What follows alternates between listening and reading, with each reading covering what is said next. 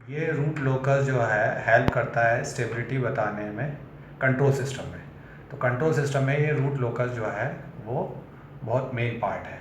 तो ये S plane में डोमिनेटेड है, यानी एस प्लेन की हेल्प से ये बताता है। आइए अब हम एक केस लेते हैं, केस 1 GS HS, ये गेन और ये फीडबैक गेन दोनों जो है दिया हुआ है क्वेश्चन में। तो वो जो है ये क्वेश्चन दिया है।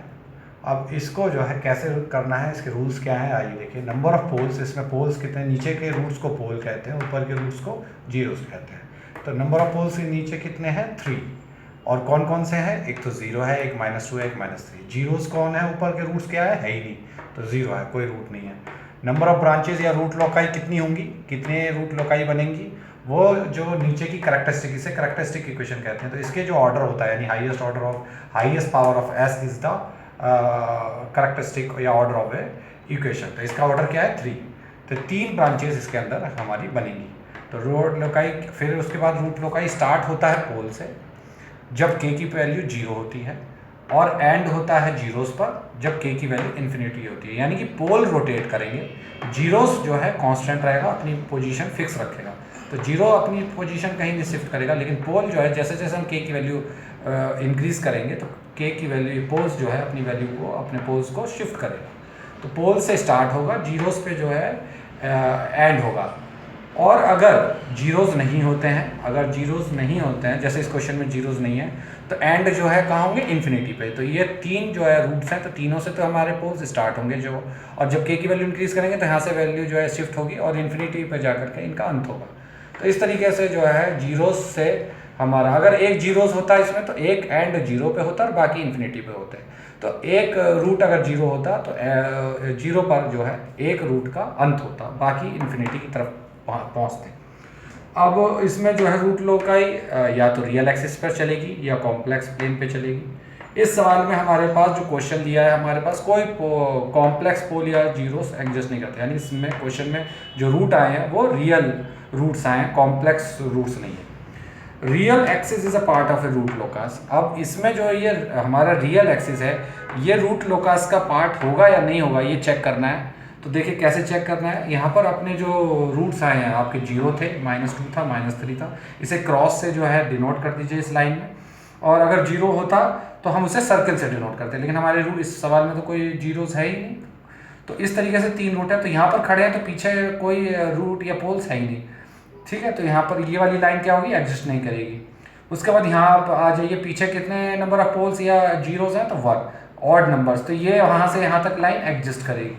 उसके बाद यहाँ के बाद यहाँ खड़े हो जाइए, तो नंबर ऑफ पोल्स या जीरोस कितने हैं, नंबर ऑफ पोल्स इसमें 2 है, तो इवन नंबर्स, तो ये वाली लाइन यहाँ से यहाँ तक एग्जिस्ट नहीं करेगी। उसके बाद यहाँ आ जाइए, तो यहाँ नंबर ऑफ पोल्स पीछे कितने हैं, 3 ऑड नंबर्स, तो ये वाली लाइन यहाँ से एग्जिस्ट करेगी और ये इन्फिनिटी की तरफ जाएगी। तो k की वैल्यू यहाँ से स्टार्ट होगी, इस पोल से, तो ये जो है पोल से स्टार्ट होगा, और k की वैल्यू 0 होगी, और जैसे जैसे हम बढ़ाएंगे तो ये वाले रूट्स बढ़ेंगे, और उसके बाद ये जैसे 0 है यहाँ से स्टार्ट होगा और इन्फिनिटी की तरफ जाएगा। तो इस तरीके से ये 3 जो है रूट्स हमारे इन्फिनिटी की तरफ जाएंगे, क्योंकि जीरोस इसमें है ही नहीं। तो अब ये यहाँ पर क्या होगा, ब्रेकवे पॉइंट हमें जरूर मिलेगा, क्योंकि यहाँ पर दोनों रूट क्या हो रहे हैं, आमने सामने हो रहे हैं। तो यहाँ से ये रियल एक्सिस को रूट छोड़ देगा जब k की वैल्यू बढ़ाएंगे, तो ये जो है रियल एक्सिस पे अब नहीं रहेगा, कुछ टाइम बाद k की वैल्यू के बाद ये कॉम्प्लेक्स पोल्स हो जाएंगे, और ये वाला लेकिन पोल, एक पोल जो है हमारा रियल ही बना रहेगा। इस तरीके से ये हमारा पोल वर्क करेगा, या रूट लोकस वर्क करेगा। आइए अब आगे के स्टेप देखते हैं। अजम्पटम्स, अब इसमें अजम्पटम्स निकालते हैं। अजम्पटम्स क्या होती है, एक लाइन्स, एक टेंजेंट लाइन्स, जो कि एक रेफरेंस लाइन जो कि इन्फिनिटी की तरफ पहुंचती है, इन्फिनिटी की लाइन की तरफ जाती है।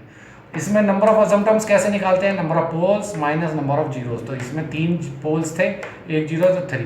उसके एंगल्स कितने होंगे अजम्पटम्स के, तो 2q + 180 डिग्री p - z, और q की वैल्यू 0 1 2 3 रखेंगे, जितने हमारे अजम्पटम्स होंगे। अब हमारे सवाल में कितने हैं, 3, तो 0 एक वैल्यू 0 रखोगे, 1 2 3 हमारे अजम्पटम्स है, इसलिए फिर a1 a2 a3 जो है हमारे एंगल निकल जाएंगे। तो एक का 60 डिग्री है, एक का 180 डिग्री है, एक का 300 डिग्री है, 3 अजम्पटम्स हैं। उसके बाद सेंट्रॉइड, ये रियल एक्सिस पर कहाँ काटेगा, तो नंबर ऑफ पोल्स, जितने भी पोल्स हैं और उनके रूट्सों को ऐड कर दिया जाए, और जीरोस के रूट्स को ऐड कर दिया जाए, और इसमें से घटा दिया जाए, और नंबर ऑफ पोल्स कितने थे और नंबर ऑफ जीरोस कितने थे उसमें हमने रख देंगे। तो इस तरीके से हमारा 0 पोल था, -2 था, -3 था, इनको ऐड कर दिया, जीरोस कोई था ही नहीं, और नंबर ऑफ पोल्स 3 थे, 0 थे। तो इस तरीके से -1.61 सेंट्रॉइड आ गया जो कि रियल एक्सिस पे काटेगा। अब इसको बना दीजिए, देखिए यहाँ पर ये सेंट्रॉइड बना दिया हमने -1.63, और इसके बाद यहाँ से जो है हमने अजम्पटम्स 3 अजम्पटम, एक 60 डिग्री का, प्लस इधर को बनाएंगे तो +60 डिग्री, नीचे की तरफ बनाएंगे तो -60 डिग्री। तो ये +60 डिग्री का एक अजम्पटम्स हो गया, 180 डिग्री का दूसरा अजम्पटम्स हो गया, तीसरा 300 डिग्री का एक अजम्पटम्स हो गया। नीचे से अगर देखना चाहें तो ये -60 डिग्री है, अगर इधर से हम देखते तो इसको। तो इस तरीके से अजम्पटम्स बनाएंगे। अभी मैंने लेकिन अब आपको बताया था कि ये जो 2 पोल हैं, यहाँ से हमारा स्टार्ट होगा और ये इन्फिनिटी की तरफ जाएगा। तो ये रियल एक्सिस को यहाँ छोड़ करके कॉम्प्लेक्स पोल बन जाएंगे। तो वो जो है कहाँ से ये रियल एक्सिस छोड़ करके कॉम्प्लेक्स पोल बन जाएंगे, उसे ब्रेक वे पॉइंट कहते हैं। तो ये ब्रेक वे पॉइंट क्यों निकला? क्योंकि यहाँ पर भी पोल है, यहाँ पर भी पोल है, और दोनों पोल जब आमने सामने चलेंगे तो कहीं ना कहीं ये रियल एक्सिस को छोड़ेंगे। अगर एक पोल भी इनमें से कोई 0 होता तो यहाँ से स्टार्ट होता और यहीं अंत होता, तो ब्रेक वे पॉइंट फिर नहीं निकलता। लेकिन इस केस में ब्रेक वे पॉइंट निकलेगा। तो अब कैसे निकालते हैं, आइए देखिए।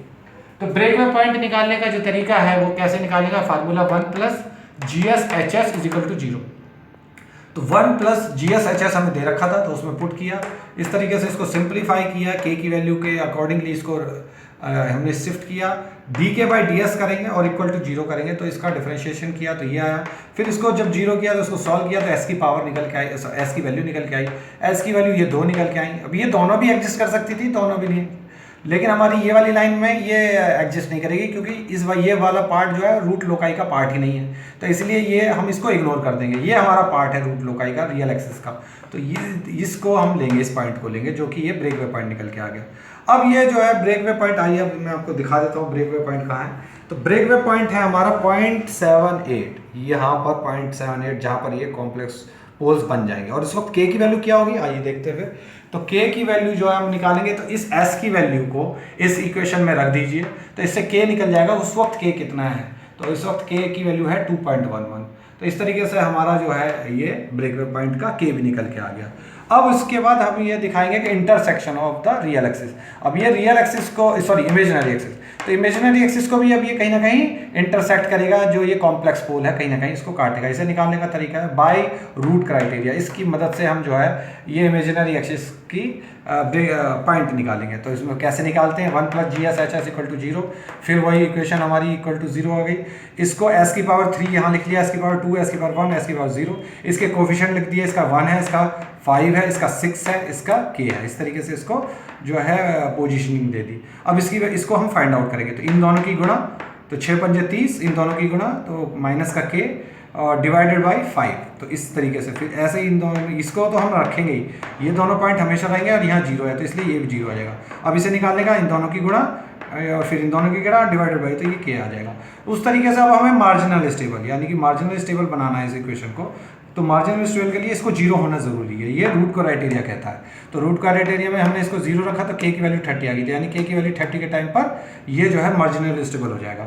और इसकी ऑक्सिलरी इक्वेशन, यानी इससे ऊपर वाली, क्योंकि ये दोनों तो 0 हो गई, इससे ऊपर वाली इक्वेशन को कहते हैं ऑक्सिलरी इक्वेशन। तो इसे कैसे निकालते हैं, 5s², ये 5s² है और प्लस ये k है, तो =0। तो इसमें जो है k की वैल्यू हमने अभी फाइंड आउट कर ही लिया, इससे s की वैल्यू निकल के आ गई। तो s की वैल्यू आ गई ±j 2.5। तो जो ये है आपकी अनडैम्प्ड फ्रिक्वेंसी, ये जो है ये नेचुरल फ्रिक्वेंसी 2.5, जबकि कोई डैम्पिंग नहीं होगी। तो इस तरीके से 2.5 इज़ द मार्जिनल स्टेबल की जो है कट ऑफ फ्रिक्वेंसी आ गई। और ये जो है इमेजिनरी एक्सिस वाली पॉइंट निकल के आ गया। तो ये इमेजिनरी एक्सिस को आइए देखिए, मैं आपको दिखा देता हूँ। तो इमेजिनरी एक्सिस पे देखिए, ये 2.5j प्लस पे यहाँ काटेगी, और -2.5j पर ये यहाँ पर काटेगी। k की वैल्यू यहाँ 30 है, यानी k की वैल्यू जब 30 हो जाएगी तो ये यहाँ पर मार्जिनल स्टेबल हो जाएगा। This is called undamped situation, जहाँ पर डैम्पिंग क्या है, 0 है, और नेचुरल फ्रिक्वेंसी है, क्रिटिकल डैम्पिंग है, या मार्जिनल जो है हमारा यहाँ पर सिस्टम स्टेबल है। यहाँ से स्टेबल जो है अनस्टेबल हो जाएगा, यानी यहाँ जैसे सिस्टम है k की वैल्यू 30 से जैसे ही ऊपर होगी तो ये सिस्टम क्या हो जाएगा, अनस्टेबल की तरफ पहुँच जाएगा। और k की वैल्यू 30 से नीचे जो होगी तो इस तरीके से यहाँ सिस्टम हमारा क्या होगा, स्टेबल रहेगा। तो इस तरीके से ये रूट लोकस को हम इससे देख पा रहे हैं। तो ओपन लूप से हम लोग स्टार्ट करते हैं इस क्वेश्चन को, और k की वैल्यू जो है जैसे जैसे हम चेंज करते हैं क्लोज लूप के अंदर, क्लोज लूप का ये फिर ग्राफ बनना शुरू हो जाता है। क्लोज लूप की हम फीडबैक के सिस्टम में हम हम ये एनालिसिस कर लेते हैं कि कैसे कैसे जो है क्लोज लूप में ये सिस्टम हमारा स्टेबल या अनस्टेबल की तरफ पहुंचता है या नहीं पहुंचता है। तो ये एक हमारा ग्राफ रूट लोकस ग्राफ कहलाता है। Thank you.